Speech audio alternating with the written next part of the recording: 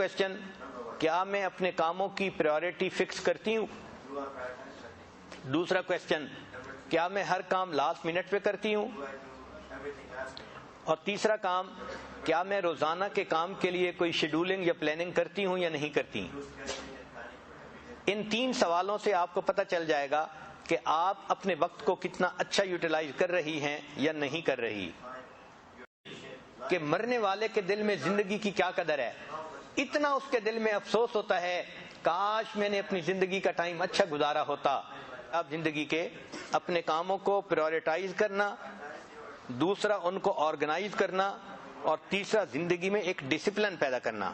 اگر کام کرتے کرتے آپ تھک جائیں تو کوشش کریں کہ درمیان میں دوپہر کے وقت 10-15 منٹ کا ایک نیپ لے لیں، اس سے انسان فریش ہو جاتا ہے۔ لمبے کاموں کو چھوٹے حصوں میں تقسیم کریں اور چھوٹے چھوٹے حصوں میں تقسیم کر کے اس کام کو کرنے کی کوشش کریں۔ طبیعت نہ بھی چاہے تو بھی 10 منٹ کا کام آپ مکمل کر لیں۔ پھر روزانہ ایویلیویٹ کیا کریں کہ میں نے آج کے دن کا کام کیسے نکالا اور میں نے کتنا کام مکمل کیا۔ اس کے لیے آپ اپنی ڈائٹ کا بھی خیال رکھیں تاکہ آپ کی طبیعت چاق و چوبند رہے اور اپنے کام کو آپ اچھے طریقے سے کر سکیں۔ کہ جو اچھی عورتیں ہوتی ہیں وہ اپنے کام کو پریورٹائز کرتی ہیں، یعنی اس میں جو پریورٹی ہے وہ دیتی ہیں، اہم کام کون سا ہے کہ اس کو پہلے کرنا ہے۔ اگر ہم اہم کام کو پہلے کرنے کی بجائے بس اپنی ترتیب سے ہی ہر کام کرتے رہیں گے تو ہم کم کام کر پائیں گے۔ چنانچہ ایک ٹیچر تھی، اس نے اپنے شاگردوں کو پریورٹی کے اوپر ایک اچھی مثال سے بات سمجھائی۔ اس نے ایک بالٹی لی اور اس بالٹی کے اندر اس نے اینٹیں رکھ دیں اور بالٹی بھر دی۔ پھر اس نے طلباء سے پوچھا کہ بتائیں اس بالٹی میں کوئی اور چیز آ سکتی ہے؟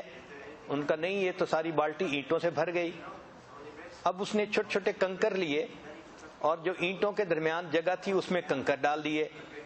اس نے کہا دیکھو آپ تو کہہ رہے تھے کہ جگہ نہیں، اس میں تو اتنی جگہ تھی کہ کنکر بھی آ گئے، اب بتاؤ کوئی جگہ ہے؟ ان کا نہیں، اس میں تو اب کوئی بھی جگہ باقی نہیں۔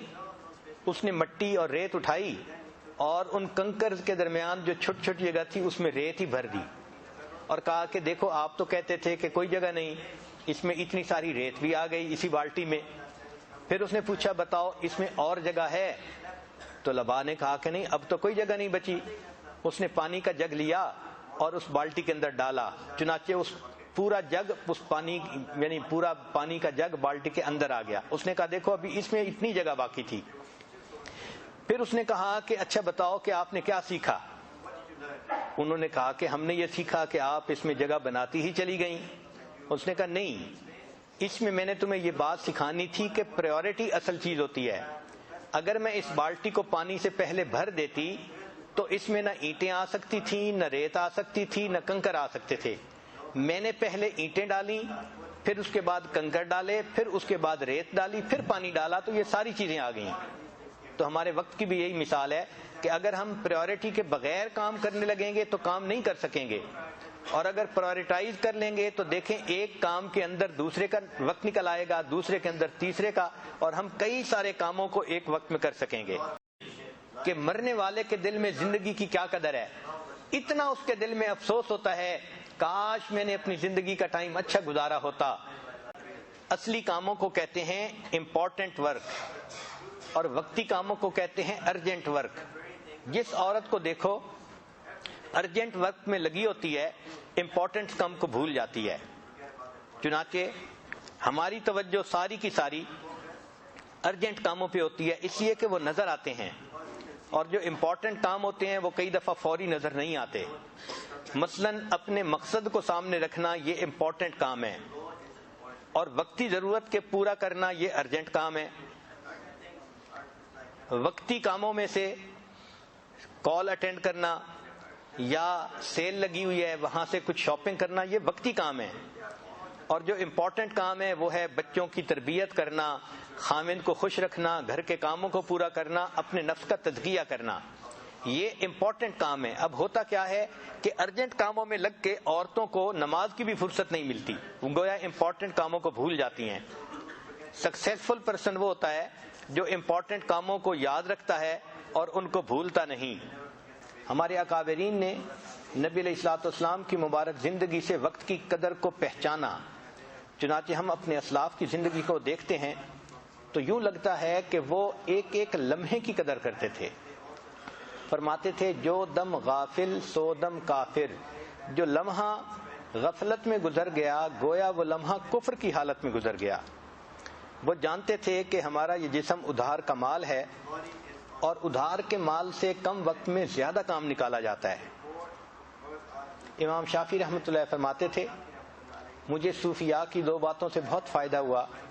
پہلی بات کہ وقت ایک تلوار ہے، اگر تم اسے نہیں کاٹو گے تو وہ تمہیں کاٹ کے رکھ دے گی، اور دوسری بات کہ اے دوست تو اپنے نفس کو پالنے میں لگا ہوا ہے اور تمہارا نفس تمہیں جہنم میں دھکا دینے میں لگا ہوا ہے۔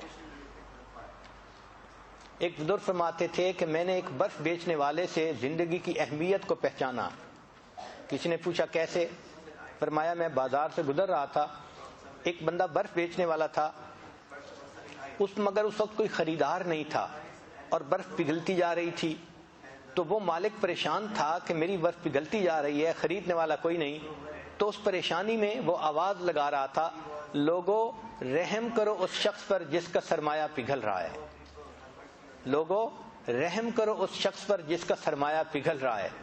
تو وہ فرمانے لگے کہ مجھے زندگی کی قدر و قیمت کا احساس ہو گیا کہ ہماری زندگی بھی تو برف کی مانند ہر وقت پگھل رہی ہے، ہو رہی ہے عمر مثل برف کم، رفتہ رفتہ چپ کے دم بدم۔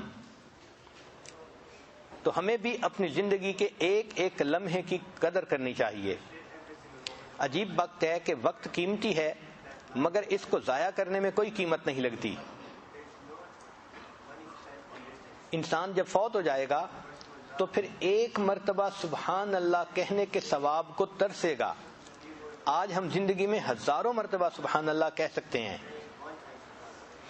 حضرت خواجہ محمد معصوم رحمۃ اللہ علیہ فرماتے تھے یہ وقت وقت کار ہے، طالب علم کمرہ امتحان میں ہے۔ جس طرح طالب علم کمرہ امتحان میں چلا جائے تو وہ وہاں وقت کو ضائع نہیں کرتا، ایک منٹ بھی ضائع نہیں کرتا، اس کو پتہ ہے کہ میرا وقت بہت قیمتی ہے۔ یہ دنیا کمرہ امتحان ہے اور ہم طالب علم کی مانند ہیں، ہمیں اپنے اس وقت کی قدر کرنی چاہیے۔ ہمارے سلسلہ کے ایک بزرگ تھے خواجہ حسین علی وہاں بچراں والے، ان کا یہ حال تھا کہ آخری عمر میں اگر کوئی آدمی ملنے کے لیے آتا تھا تو حضرت اس سے سلام دعا کرتے تھے اور فرماتے تھے بھائی آپ نے بھی آخرت کی تیاری کرنی ہوگی، میں نے بھی کرنی ہے، اچھا قیامت میں ملیں گے۔ امام نووی رحمۃ اللہ علیہ ریاض الصالحین جنہوں نے لکھی، وہ 24 گھنٹے میں صرف ایک مرتبہ کھانا کھاتے تھے اور باقی کھانے کا وقت بچا کے بھی اپنے علمی کام میں لگا دیا کرتے تھے۔ علامہ آلوسی رحمۃ اللہ علیہ ایک دن میں 13 سے لے کے 24 اسباق روزانہ پڑھایا کرتے تھے۔ فضیل بن عیاض رحمۃ اللہ علیہ اپنی ہفتے کی گفتگو کا حساب کیا کرتے تھے۔ اللہ کی شان، ہم تو ہفتے کی گفتگو لکھنے پہ آئیں تو کئی رجسٹر ہی بھر جائیں۔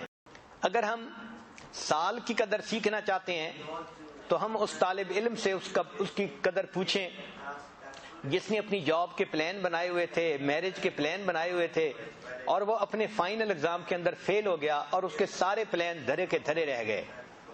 تو سال کی قدر معلوم کرنی ہو تو اس اسٹوڈنٹ سے پوچھیں جو اپنے فائنل ایگزام کے اندر فیل ہو جاتا ہے۔ اگر مہینے کی قدر معلوم کرنی ہے تو اس عورت سے پوچھیں کہ جس کے ہاں پری میچور بچہ پیدا ہو گیا، وہ وش کرتی ہے کہ کاش میرے چند دن اور گزر جاتے، ایک مہینہ اور گزر جاتا تو میرا بیبی صحت مند پیدا ہو جاتا۔ اگر ہم ہفتے کی قدر کرنا چاہتے ہیں تو ہمیں چاہیے کہ ہم اس بندے سے پوچھیں جو ویکلی نیوز لیٹر نکالتا ہے کہ ایک ویک کے دن اس کے نزدیک کتنے اہم ہوا کرتے ہیں۔ اگر ہم ایک دن کی قدر معلوم کرنا چاہتے ہیں، ہم اس مزدور سے پوچھیں جو ہینڈی مین یا ڈیلی ویجز کا کام کرتا ہے، روزانہ کما کے لاتا ہے اور اگلے دن کے لیے بچوں کے لیے کھانا اس کا انتظام ہوتا ہے۔ اب وہ صبح سے بیٹھا ہوا ہے، 2 گھنٹے گزر چکے اور اس کو گھر لے جانے والا کوئی نہیں، اور وہ بار بار گھڑی دیکھتا ہے اور سوچتا ہے کہ آج اگر مجھے کام نہ ملا تو کل میرے بچے بھوکے رہیں گے۔ اس دن کی قدر اس مزدور سے پوچھئے کہ دن اس کے نزدیک کتنا قیمتی ہوتا ہے. 1 گھنٹے کی قدر معلوم کرنی ہے. ہم اس ماں سے پوچھیں کہ جس کے بیٹے کا آپریشن ہونا تھا 1 گھنٹے کا، اور وہ آپریشن تھیٹر کے باہر بیٹھ کے انتظار کر رہی ہے. اگر ہم 1 منٹ کی قدر معلوم کرنا چاہتے ہیں تو ہم اس پیسنجر سے پوچھیں کہ جو ایئرپورٹ پہ پہنچنا چاہتا ہے، فلائٹ کہیں مس نہ ہو جائے اور وہ ٹریفک جیم کے اندر پھنس گیا ہے، اس وقت اس کی طبیعت 1 منٹ کی کتنی ویلیو کر رہی ہوتی ہے. اگر ہم 1 سیکنڈ کی قدر و قیمت معلوم کرنا چاہتے ہیں تو ہم اس بندے سے پوچھیں کہ کار ایکسیڈنٹ میں اللہ نے جس کو بچا لیا، 1 سیکنڈ کے اندر اللہ نے اس کو ایکسیڈنٹ سے محفوظ فرما لیا. اگر ہم ملی سیکنڈ کی قدر معلوم کرنا چاہتے ہیں، سیکنڈ کا 1000واں حصہ، تو اولمپک کے جو کھلاڑی ہیں جو بھاگنے کے جو ہے وہ پرائز ون کرتے ہیں، وہ جب بھاگتے ہیں تو جو فرسٹ آتا ہے وہ دوسرے سے ملی سیکنڈ کا ڈیفرنس ہوتا ہے، تو ملی سیکنڈ کے ڈیفرنس سے ان کو میڈل مل جاتا ہے. اگر ہماری زندگی کا وقت اتنا قیمتی ہے کہ 1 سیکنڈ کا 1000واں حصہ بھی اتنا قیمتی، تو ہم تو اپنی زندگی کے دنوں کو اور اپنی زندگی کے مہینوں اور سالوں کو ضائع کر بیٹھتے ہیں. چنانچہ اگر کوئی اللہ کا ولی بتائے کسی عورت کو کہ تمہاری زندگی کے 10 سال کم کر دیے گئے، اس کو کتنا افسوس ہوگا، اوہو میری زندگی کے 10 قیمتی سال کم کر دیے گئے.